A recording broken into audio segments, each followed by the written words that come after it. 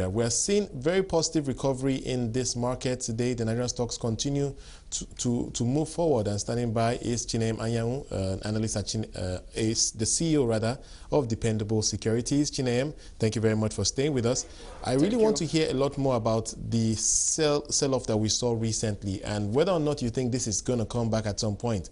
Many people have linked that to the foreign investors, given the concerns around the Naira, even though that has stabilized a little bit over the last few days. But your take about the selling pressure we saw recently, do you think it's over? Well, foreign investors and their style of operation, they are not quite like the investors of Nigeria. The Nigerian investor keeps, foreign investors trade. They buy and sell stocks. When the weather is clement, they stay. When they sense inclement weather, they go. And for a period, because of what's going on in the political economy, because of the oil price and a few other things, they seem to have taken a flight for a moment. But they must come back. And I think they will not take long to come back because the prices are good for them to return. All right. Do you get the sense, though, that the locals are stepping up to compensate for that loss in demand? Because today we're seeing about 3 billion naira worth of deals. Let's talk about the pension fund managers. To what extent are they buying into the recent dip? Well, the locals are actually trying to fill the gap. But to what extent? You know, the characteristics of these two groups is different. That they can buy, can they trade? If they cannot trade, they cannot create liquidity. The pension fund also keep, at least to a large extent. The gap they are filling, it's to some extent, it's not a full filling of the gap that the foreign investors do. All right, I think you make a very interesting point. The pension fund managers tend to buy and hold, especially if they see value, and many people are saying there's a lot of value in the market right now. But then we also need that trading activity, which the foreign investors participate in, and then, of course, the stockbrokers. So let's talk about that. Trading, especially by stockbrokers, to what extent do you think that dip that we saw recently has hurt the potential for us to see a lot of trading activity from the stockbrokers? Well, to the extent they can't just fill that position. The pension fund administrators, the best they can come to is to buy and hold for a short while. The trading, in the actual sense, the making of capital gains is actually done mostly by foreign investors.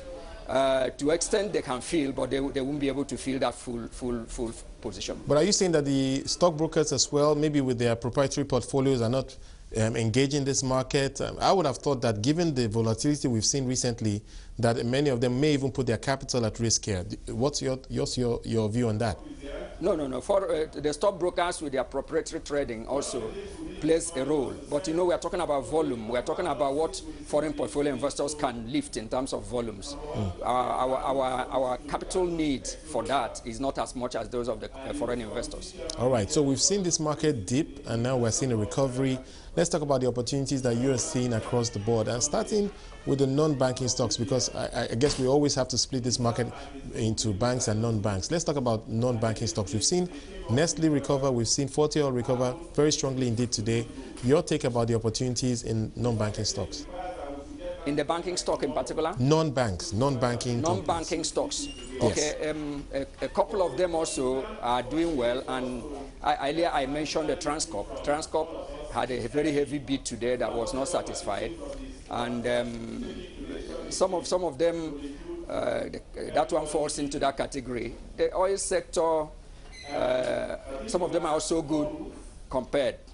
One of the losers today was actually Dangsem at the time we were reporting. Dangsem is whenever it loses, the market quakes. But it's actually a non-banking stock, and opportunities are also there. Let's focus on Dangote Cement for a little bit. Do you think the sentiment has totally changed for that stock? We've seen it fall back over the last few sessions, and many people linking that to the recent activity with respect to their pricing of their products. Do you think that has changed the dynamics for Dangote Cement? I didn't get the last thing you said. Do you think that Dangote Cement is no longer as attractive as it used to be? Because we're seeing sentiment change for that stock. And initially, one would think maybe it was because the market was falling, but now that other stocks are recovering, we're not seeing Dangote Cement recover. Yeah, okay, yes. Dangote Cement in the mid-term short run actually should, because You know, the interesting thing that's happening there is the dropping of that price of that stock in the marketplace. People feel that it should actually generate people to buy more and do volumes on that. So one expects that they should be one of the ones that one will look into.